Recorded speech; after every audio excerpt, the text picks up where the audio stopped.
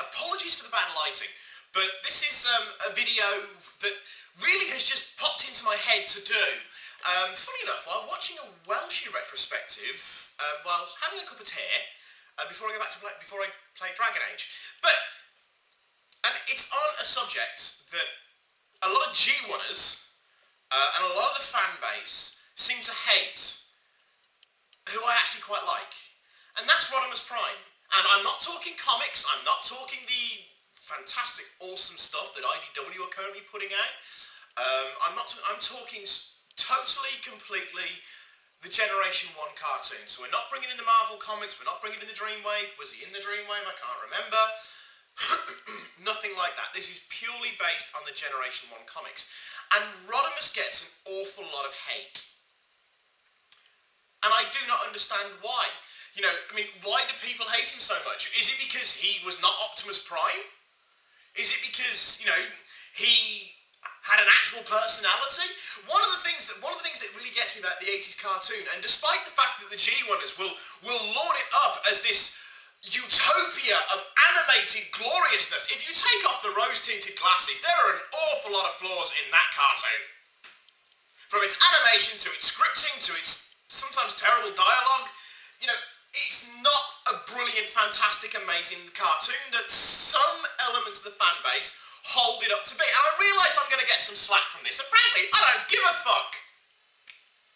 Because our opinions are like arseholes. Everybody's got one, and I've got a loud voice. But, so, let's just take the fact, you know, one of the biggest arguments about Rodimus Prime in that he's not Optimus Prime. Well, let's look at Optimus Prime. Optimus Prime, episode 1, he comes down as this confident, kick-ass, archetypal, great American hero! All he needs to be Hulk fucking Hogan is a handlebar moustache! And he's the exact same in the first episode as he is in the last one, as he is in the movie. He is the noble, great, self-sacrificing, in and all for everything, defending the Autobot cure, saving humanity, hero. He doesn't change. He doesn't get any kind of character development. He doesn't have anything apart from any kind of arcs that build him up to anything. He's just a great... Now, as children, that's fine. We don't, you know, as an 8-year-old, you don't give a shit about character development or animation errors or this or that. But the G1ers aren't kids anymore. They're adults. And they laud Optimus Prime up as, you know, this great, wonderful, all-American hero, which in all fairness, he is. But at least in the comics, they point out his flaws. You know, Optimus Prime has no flaws. He has nothing but redeeming features. He is the perfect soldier. He's the perfect leader. He has nothing. He is a fantasy. Okay, I know I'm talking about a cartoon about a giant sentinel sentient robot, but there's nothing there that changes from day one. From day one, he is the archetypal villain who goes head-to-head with Megatron. In the 86 movie, he's the archetypal hero who goes head-to-head with Megatron. Even when he's resurrected, because let's face it, there was such a big blowout they had no frigging choice, when he's resurrected, he doesn't come back any different. He's the exact frigging same. The great archetypal hero who goes head-to-head with Galvatron. For all of one episode. And then kind of gets sidelined in the Rebirth. Yeah, he does actually, doesn't he? Yeah, I just realised that. My God! After 20 years of watching this cartoon, I've only just realised... 20 years? More like 30 years. Now I'm showing my age. I wasn't watching it when I was 3. But anyway, yeah, that's a really good... I only just realised, in the Rebirth, he was completely sidelined. Anyway, never mind, carry on. Point of the matter is, now, and it's not just Optimus that we can focus this on. If you look at the vast majority of any of the Transformers in the 86, in the 84 to 86 cartoon, they don't change. There is nothing that says that they are affected by their situation, by the fact that, I mean, these guys have been fighting a war for millions of years, despite in the first episode they say that we're not fighters like they are, Prime. You know, they're all the same. You know, none of them change. I mean, okay, some of them show sparks, Like Mirage and his longing for Cybertron, but that's not an arc that gets developed. That's not a personality trait that gets resolved. It just says, I still get a power surge when I think about home.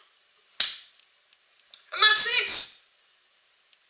It's probably one of the few times where they actually show something that because they bring it up very early on that Mirage wants to go home and they think he's all left him and he's on the robot. And then it's not until, I think it's Desertion of the Dinobots where they go back to Cybertron?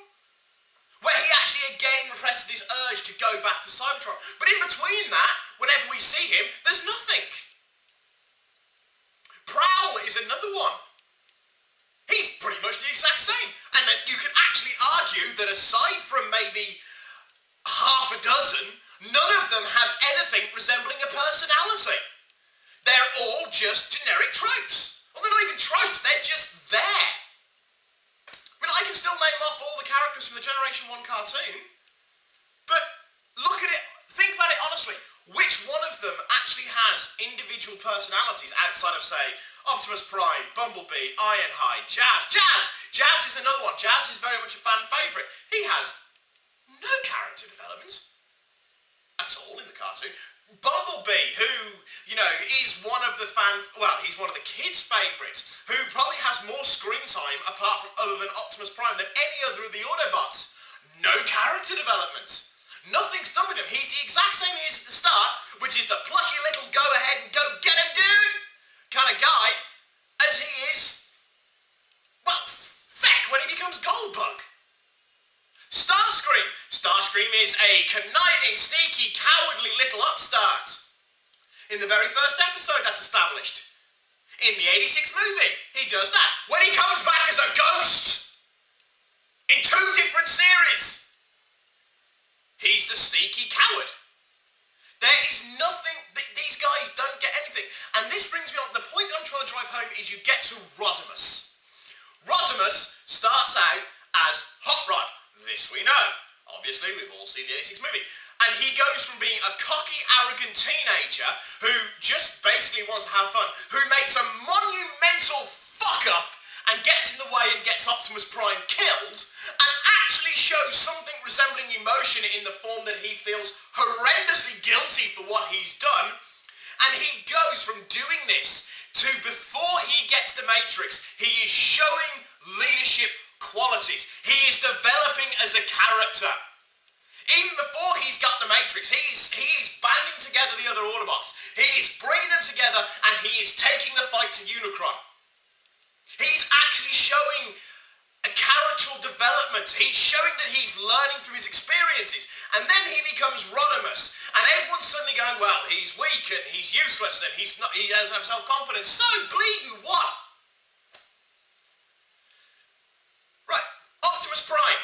Great paragon of virtue, wondrous leader of the Autobots, fought a war for 4 million years, got roughly left about 30 Autobots, none of whom were fighters, came to Earth, got lucky, ended the war, then got killed. As you will. And then had to be brought back. But, as you will. Rodimus. We know that the Cybertronian Wars has ended, we get the great big speech at the end of the first film. Let this mark an end of the Cybertronian Wars as we march forward into a new age, blah, blah, blah, blah. We get that. What does Rodimus do? Does he sit on his laurels? No. He goes out and makes alliances and he settles disputes. He becomes a diplomat, something Optimus never did.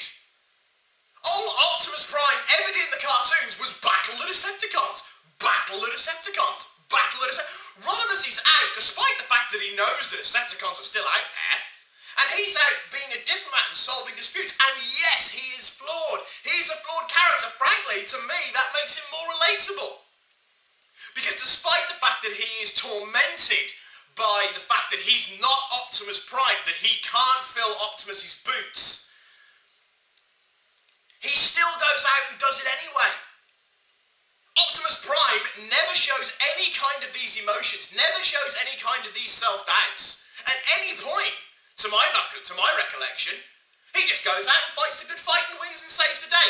And Optimus Prime, and even when Galvatron in the Ultimate Weapon, even when Galvatron plays on his insecurity, Rodimus not only fights through it, but learns from it.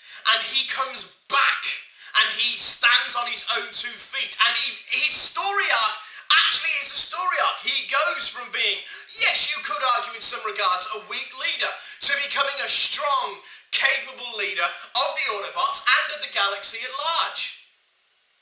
And Season 3 might be regarded as one of the weakest series, but it has some of the best episodes. Okay, it's got the worst Carnage in C minor. It has the worst episodes as well, but it has some of the best. It has Call of the Primitives in there. I absolutely love Grimlock's new brain when we get the Technobots. Oh, sorry, hang on. A little bit of character development that we did get in Season 2 that lasted for 3 whole episodes was when the aerial bots come into it. I think we should take over. Yes, we should run this. Hang on a second. Decepticons are baddies in War Dawn, which was a great episode. No, we're goodies again. Okay, that character development and that conflict resolution took all of 40 minutes. Okay, I'm being pedantic there in order to back up my own argument. But there we go. The point does stand is that little bit of character development comes in, but then he's gone again. Rodimus' self-doubt is a constant throughout Series 3 of Transformers, and it culminates in episodes like The Ultimate Weapon. It culminates in things like Grimlock's New Brain, where Rodimus again realises that he is hopelessly outmatched. And it comes to a circle in The Burden Hardest to Bear. The Burden Hardest to Bear is one of my favourite episodes. And it features Rodimus Prime, where Rodimus finally has his arc come full circle. Where his confidence as Hot Rod was arrogance, yes, but he was still confident, he was still strong, and he was still able to lead. In The Burden Hardest to Bear, he is able to accept who he is, and he is able to, at least some degree, step out of the big red guy's shadow. And then, of course, the fucking return of Optimus Prime happens, and the story, and it might as well have been a moot point. But that's the point. But so many people hate on Rodimus. But he has got so many redeemable qualities. You know, he is compassionate. He's a diplomat. And to go from being a cocky, arrogant teenager to getting the wisdom of the Matrix, he has Optimus Prime's nobility, and he has it in spades.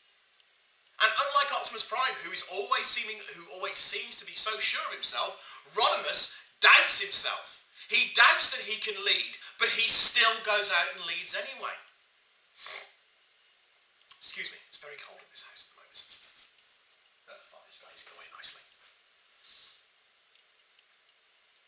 I bet you there's going to be more I can think to add to this, but for now, that's it. That's all I can think of to say on the hopes of Rodimus. I realise that any G1ers watching this are probably going to be, grabbing their pitchforks, but as I said, I don't give a fuck. But for now, this is Silverbolt, wishing you all a happy 2015. Signing off, saying au revoir, adios, have a